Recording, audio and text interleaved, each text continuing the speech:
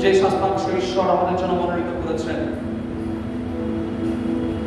আজকে যে বিষয়ের মধ্য দিয়ে ঈশ্বর আমাদের অন্তরের সঙ্গে কথা বলতে চাইছেন, আজকে আমরা গভীরভাবে ধ্যান করব। ঈশ্বরের বাক্য বলছে যা আমরা দাবি করি সেটাই যেন আমাদের জীবনের মধ্য দিয়ে প্রকাশ পায়। What you claim to be must result in so. আজকে ঈশ্বর এর কাছে আমরা দাবি করি যে আমরা we are spirit filled. The people of the Bethel Church are spirit filled. Bethell মণ্ডলীর মধ্যে ঈশ্বরের আত্মায় আমরা পরিপূর্ণ রয়েছি। কতজন বিশ্বাস করি? We claim to be spirit filled. We claim to be Pentecostals.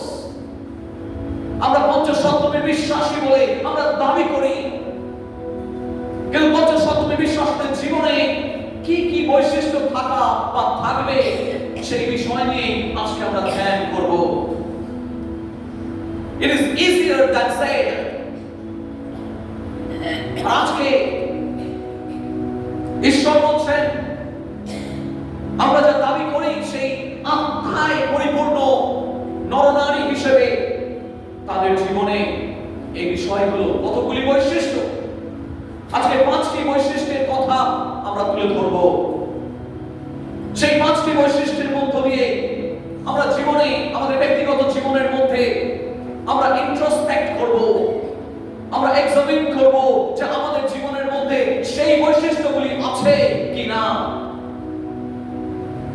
If we claim to be Pentecostals, if we claim to be spirit-filled, Pentecostalism is not just a denomination. It goes beyond. শুধুমাত্র একটা সম্প্রদায় বা একটা community মাত্র নয়। যদি আমরা পঞ্চশতমের বিশ্বাসী হিসেবে চিন্তা করছি, আমাদের দায়িত্ব, আমাদের দায়িত্ব অনেক বেশি। সেই কারণে সাধারণ বিশ্বাসে থাকা ভালো, কিন্তু যখন আমরা দাবি করি we are Pentecostals, we are spirit-filled, আমরা আত্মায় আবেশে রয়েছি, তাহলে আমাদের জীবনে এই বৈশিষ্ট্যগুলি অবশ্যই থাকবে। আপনি মুখে বললেই আপনি পেন্টিকস্টাল হয়ে যাবেন না, আপনি দাবি করলেই আপনি পেন্টিকস্টাল বা স্পিরিট ফিল্ড হয়ে যাবেন না, যদি না আপনার জীবনে এই বৈশিষ্ট্যগুলি থাকে। তবে আজকে আসুন সেই 5টি বৈশিষ্ট্যের দিকে তাকাই এবং তার নিরিখে আমরা নিজেদেরকে চিন্তা করি কোন জায়গায় আমি দাঁড়িয়ে রয়েছি। Where do we stand in the light of those 5 characteristics of being spirit-filled? আসুন সেই 5টি বৈশিষ্ট্যের আলোকে আমরা নিজেদের অবস্থানটাকে খুঁজে নিই। প্রথম যে বিষয়টি রয়েছে সেটা হচ্ছে স্পিরিট অফ দ্য লর্ড। যে আত্মা আমাদেরকে দেওয়া হয় সেই আত্মাকে বলা হয় সদাপ্রভুর আত্মা। কার আত্মা? সদাপ্রভুর আত্মা। এই আত্মা সদাপ্রভুর আত্মা। পুরাতন নিয়মে ওভার এন্ড ওভার अगेन, বারবার বারংবার, many times I have not counted, আমি কখনো সেটাকে সংখ্যায় গণনা করিনি, কিন্তু আমি দেখেছি বহুবার বলা হয়েছে সদাপ্রভুর আত্মা আমার উপরে অধিষ্ঠান করেন। সদাপ্রভুর আত্মা, সদাপ্রভুর আত্মা, সদাপ্রভুর আত্মা, স্পিরিট অফ দ্য লর্ড। আর সেই স্পিরিট অফ দ্য লর্ড যখন বলছে তখন সেখান থেকে একটা বিশেষ শব্দ বেরিয়ে আসছে। সেই শব্দটা হচ্ছে রিলেশনশিপ, সম্পর্ক। যখন বলছে সদাপ্রভুর আত্মা, তার মানে সেই আত্মা যখন আমার উপরে অধিষ্ঠান করেন আমার সঙ্গে সদাপ্রভুর সম্পর্ক তৈরি হয়, বলি আমেন। সেই আত্মা যখন আসবেন সদাপ্রভুর সঙ্গে আমাকে কানেক্ট করিয়ে দেবেন। সেই আত্মা যখন আমার উপরে আসবেন, যখন অধিষ্ঠান করবেন, তখন সদাপ্রভুর সঙ্গে সরাসরি আমি যুক্ত হয়ে যাব, আমি সরাসরি কানেক্ট হয়ে যাব। আজকে ঈশ্বরের আত্মা পাক রূপ যখন আসবেন তখন পিতার সাথে আমার যোগাযোগ স্থাপন করে দেবেন। With the Father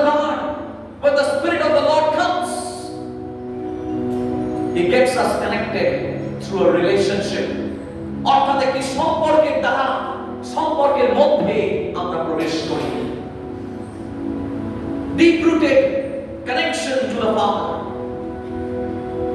প্রভু যিশু যখন ক্রুশের উপরে ঝুলছেন, তখন সেই ক্রুশের উপরে ঝোলার সময় তিনি কি বলেছিলেন? তার প্রথম শব্দ আবা, হিব্রু শব্দ যখন জোর দিয়ে বলা হয় সেইটাই আবা এইভাবে উচ্চারণ হয়, আর সেইটাই আব্বা বলে চলে এসেছে। সেই আব্বা থেকে বাংলায় বাবা কথাটা এসেছে, কিন্তু শুরু হয়েছিল এ বি আবা, জোর দিলে আবা, আরো জোরে আবা, আরো ক্লিয়ার বাবা। সেই আব্বা, সেই পিতাকে ডাকছেন, সেই প্রথম তিনি ডাকছেন পিতো, আবা তুমি ইহাদিগকে ক্ষমা করো। তার মানে পিতার সঙ্গে আব্বার সাথে তার ঘনিষ্ঠ সম্পর্ক ছিল। পাকরূপ বা পবিত্র আত্মা যখন আমাদের উপরে আসেন, তখন আব্বা পিতার সাথে আমাদের ঘনিষ্ঠ যোগাযোগ তৈরি হয়। আজকে সেই যোগাযোগ আমাদের আছে। আমরা চিন্তা করব কোন জায়গায় দাঁড়িয়ে রয়েছে। খ্রিস্ট বিশ্বাস কোন সুপারফিশিয়াল রিলিজিয়াস ট্র্যাডিশন নয়। আমরা হয়তো ভাবছি এটা একটা চার্চ ট্র্যাডিশন, অ্যাবসলিউটলি রং। সেই কারণে আমরা বলে থাকি রিলিজিয়ন ভার্সেস রিলেশনশিপ। কারণ ক্রিশ্চিয়ানিটি বা খ্রিস্ট বিশ্বাস বা প্রভু যিশুর পথ কোন ধর্ম মাত্র নয়, এটা সম্পর্ক। পিতার সঙ্গে পুত্রের গভীর সম্পর্ক ছিল। যতক্ষণ আপনার সম্পর্কের মধ্যে আপনি থাকবেন, আপনি দাবি করতে পারবেন যে এটা আমার পিতা, আমার বাবা, আমার আব্বা।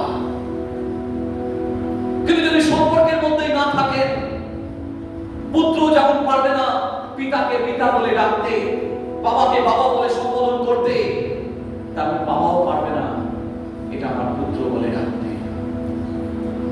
পিতার সঙ্গে প্রভু যিশুর এক গভীর সম্পর্ক ছিল। সেই কারণে যখন জর্দন নদীতে তার বাপ্তিস্ম হচ্ছিল, পবিত্র আত্মা পতাকারে যখন নেমে এসেছিল, তখন তিনি বলতে পেরেছিলেন, ইহাই আমার প্রিয় পুত্র, ইহাতেই আমি প্রীত। কতজন সেই কনফিডেন্স আমরা রাখি? সম্পর্কের মধ্যে যদি না থাকি, তাহলে সেই দাবি আমরা করতে পারবো না। You have to be in a relationship. আপনাকে সেই সম্পর্কের মধ্যে থাকতে হবে। পবিত্র আত্মা আমাদেরকে পিতার সাথে সম্পর্ক যুক্ত করিয়ে দেয়। কতজন আমরা পিতার জন্য লালায়িত থাকি, পিতার সঙ্গে দেখা করার জন্য লালায়িত থাকি, আকাঙ্ক্ষিত থাকি। আজকে বলছে যে যারা পেন্টিকস্টালস বলে আমরা দাবি করছি, পঞ্চশতমী বিশ্বাসী বলে যারা আমরা দাবি করছি, যারা দাবি করছি আমরা পবিত্র আত্মায় পাকরূপ দ্বারা পরিপূর্ণ রয়েছে, তাদের সঙ্গে কি পিতার সম্পর্ক আছে? Because this is the spirit of the Lord, অর্থাৎ সদাপ্রভুর আত্মা। সেই সদাপ্রভুর কাছে সেই আত্মা আমাদেরকে নিয়ে যান। প্রতিদিন যখন আমরা প্রার্থনায় বসি, প্রতিদিন যখন আমরা মোনাজাত করি, প্রতিদিন যখন আমরা দোয়া করি, সেই দোয়ার মাঝে আমরা পিতার সঙ্গে সম্পর্ক স্থাপন করার চেষ্টা করি। কিন্তু যখন আমরা প্রার্থনা করি, আমরা একটা লম্বা লিস্ট রেখে দিই পাশে, প্রভু এটার পরে তুমি এটা দাও, তুমি ওটা দাও, তুমি সেটা দাও, কিন্তু সম্পর্ক গড়ে তুলি না। আজকে ঈশ্বর বলছেন, যদি তোমরা আমার সঙ্গে সম্পর্ক করতে চাও, পিতা বসে রয়েছেন, পুত্র এলো, পিতাকে বলছে আমার এটা চাই আমাকে দিয়ে দাও, আমার ওটা চাই আমাকে দিয়ে দাও। পিতা সবই দিলেন, কিন্তু পিতার অন্তর তিনি দিতে পারলেন না। পিতার অন্তর তিনি দিতে পারলেন না। যে ছেলে বাবাকে চায় না, শুধু তার সম্পত্তি চায়, বাবা হয়তো দিয়ে দেবে, কিন্তু পিতার অন্তর কখনোই দিতে পারবে না। আজকে ঈশ্বর বলছেন, তুমি সবসময় আমার হাত চেয়েছো, কিন্তু আমার মুখ দর্শন করো না। আজকে আমরা হাত নই, ঈশ্বরের মুখ দর্শন করি। আজকে যারা দাবি করছি আমরা পঞ্চাশ সপ্তমের বিশ্বাসী, আমরা যা দাবি করছি পবিত্র আত্মায় পরিপূর্ণ ব্যক্তি, তাহলে প্রতিদিন পিতার মুখ আমরা দেখব, প্রতিদিন আমরা সেই মুখের অন্বেষণ করব। দেখবেন আপনি রিলিজিয়ন থেকে আপনি রিলেশনশিপে চলে যাবেন। যখন মোশে তিনি উপরে সিনাই পর্বতের মধ্যে ঈশ্বরের সঙ্গে কথা বলছেন, মুসা তিনি কথা বলছেন উপরে সিনাই পর্বতে, আর নিচে তারা ধর্ম পালন করছে। উপরে তিনি ঈশ্বরের সাথে সম্পর্ক স্থাপন করছেন। ঈশ্বর সেই সম্পর্কের মধ্যে আপনাকে এবং আমাকে নিয়ে যেতে চান। ঈশ্বর প্রভু যিশু তিনি এই পৃথিবীতে এসেছিলেন ধর্ম প্রতিষ্ঠা করার জন্য নয়, সম্পর্ক তৈরি করার জন্য। তিনি আমাদের মাঝে প্রবাস করিলেন। তিনি খোদার কালাম ছিলেন, তিনি ঈশ্বরের বাক্য ছিলেন, আর সেই বাক্য মানুষে মূর্তিমান হইলেন এবং আমাদের মধ্যে প্রবাস করিলেন। কেন তিনি প্রবাস করিলেন? কিসের জন্য প্রবাস করিলেন?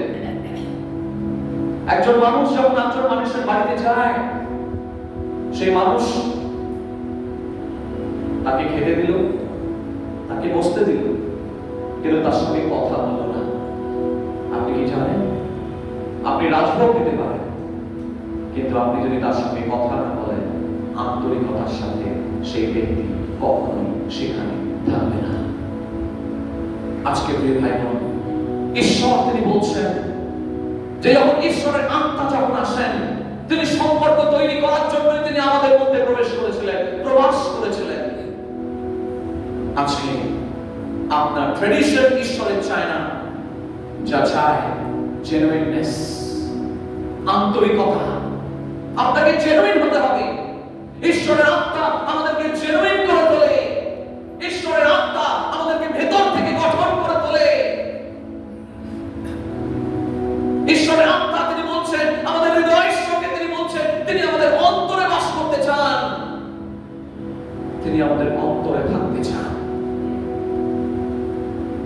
ঈশ্বর এর আত্মা সদাপ্রভুর সাথে সম্পর্ক তৈরি করেন।